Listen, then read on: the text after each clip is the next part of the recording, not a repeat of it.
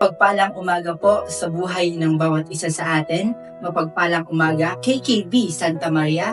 Ako nga pala si Janet Clorano and one of the team dance sa Giant Church Santa Maria. Isa rin sa leader ng Jesus is Lord Church Santa Maria. So, paano ba nagsimula ang buhay ko bilang isang Christian born again? Paano ba nagsimula yung buhay ko bilang isang Krisyanong kabataan sa Giant Church Santa Maria? Way back 2018, doon nagsimula ang lahat kung saan kumilos sa akin ang ating Panginoon. Kung saan doon nagsimula na makakilala ko sa ating Panginoon.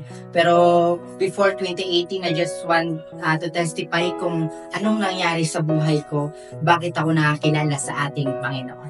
So, nagsimula ang lahat nung naghiwalay ang parents ko. Since I am 5 years old noon, that time, walang alam, hindi ko pa alam kung paano mabuhay. Basta gusto ko lang nun maglaro, pero maagang namulat dahil maaga rin naghiwalay ang mga magulang namin.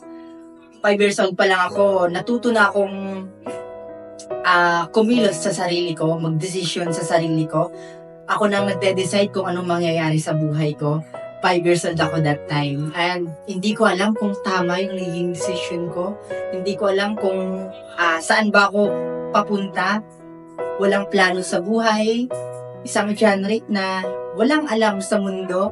Pero maagang namulat dahil sa nangyaring paghiwalay ng mga magulang namin.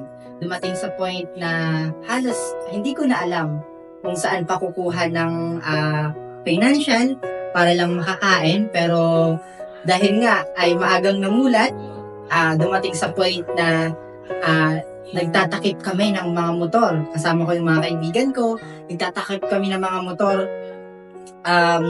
tinatakpan namin ng karton. Tinatakpan namin yon, and then bibigyan kami ng 5 piso. And then doon ako nabubuhay. Halos ilang buwan din yun na tinuis ko para lang makakain. Dahil nga, ang natira na lang ay ang kuya ko, ang ate ko. Ang ate ko ay paghiwalay ng mga magulang namin na kapag asawa agad. Ang kuya ko naman ay barkada, ang inatupag after ng hiwalayan. Kumbaga, nagkaroon sila ng kanya-kanyang buhay. And ako bilang bunso, hindi ko alam kung papaano rin yung gagawin ko sa sarili ko dahil bata pa ako noon. And then that time, nahinto ako sa pag-aaral ko in 2 years. Dahil nga, ayun nga, naghiwalay nga, hindi ko na alam kung paano pa magplano, paano pa mag-decide sa buhay ko.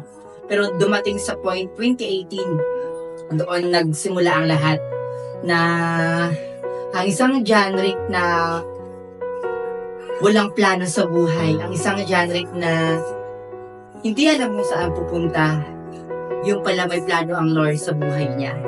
2018, naglalaro kami, tanda ko pa, naglalaro kami ng basketball noon, magkakaibigan, and may lumapit na leader sa amin.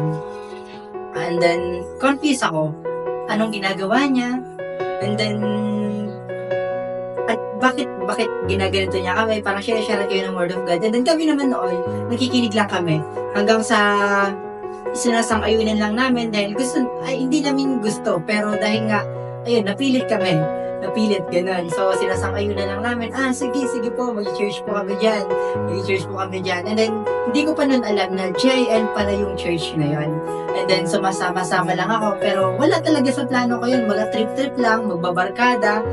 Trip-trip lang talaga, ganyan. As in, trip lang yun na, sige, attend tayo dyan, ganyan.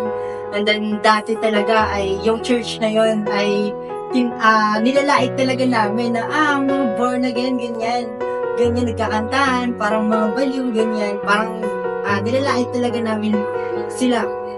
Then hanggang sa yung time na na-invite na kami sa church na yon, and then na-confuse ako sa sarili ko personally, parang may kumausap sa akin, hindi ko alam kung ang Lord talaga yun, parang kumatok lang siya sa puso ko na parang dito kita dinadala. Yun talaga yung pinaka-natandaan kong words na parang narinig ko, binulong sa akin na dito kita dinadala sa church na to. And then doon nagsimula ang lahat. Hanggang sa sumasama-sama lang ako, kahit hindi ako seryoso, sumasama-sama lang ako, 2018 that time. And then, hanggang sa dumating sa point na hinipunan ng Lord ang puso ko. Nung time na yon na hinipunan ng Lord at grabe na talaga yung pagkakilala ko sa Kanya, doon na nagsimula ang lahat. Nagkaroon agad ng pagsubok. Kasi, ayan, nagkaroon agad ng pagsubok kasi pinapili agad ako ng mga kaibigan ko. Dahil trip-trip nga lang, di ba? Trip lang namin mag-church. So, hihinto na sana kami. Kasi trip-trip nga lang. So, ayun, ako na, parang na-touch na ako at nakilala ko na ang Lord. Hindi, mamimili ako kung kaibigan or church. And then, nag-pray ako sa Lord na sabi ko, Lord, paano ba to? Kasi pinapapili ako ng mga kaibigan. Siyempre, yung mga kaibigan ko, childhood kaibigan ko sila. Sila yung mga kababata ko. Mga bata pa lang kami, magkakasama na kami, magkakalaro na kami. Pero dumating sa point na sinubok agad ako kung naniniwala ba talaga ako sa Kanya. And then, para sa akin, naniniwala ako nun sa Lord. And then, doon nagsimula ang lahat. Hanggang sa dinala na ako ng Lord sa church ng JL Church. Ayun na nga, pinalalim niya na ako, pinili ko ang church.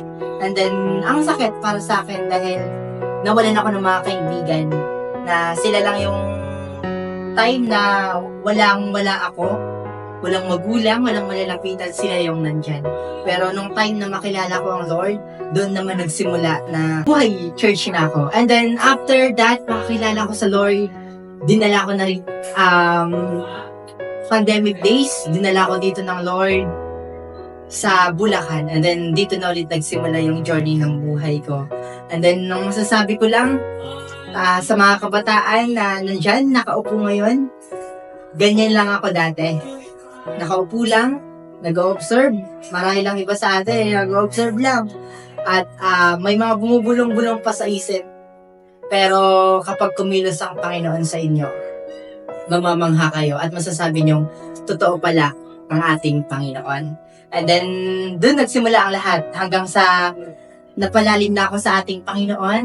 Hanggang ngayon, ay isa na akong leader ng KKB, isa ng sumasayo din, nagpupuri sa ating Panginoon, isang team dance member ng Giant Church Santa Maria. At ang after kong makakilala sa ating Panginoon, sobrang dami nang nangyari. Ang dami ng himala, ang dami ng pribilehiyo na nangyari sa buhay ko. At isa lang ang masasabi ko, siya ang naging ilaw, siya ang naging magulang ko, siya ang nagmay-ari ng buhay ko, siya ang naging sentro ng buhay ko. Dahil simula nung makakilala ko sa ating Panginoon, doon nagbago ang lahat. At masasabi kong the best ang ating Panginoon. So, ayun lang. God bless and thank you.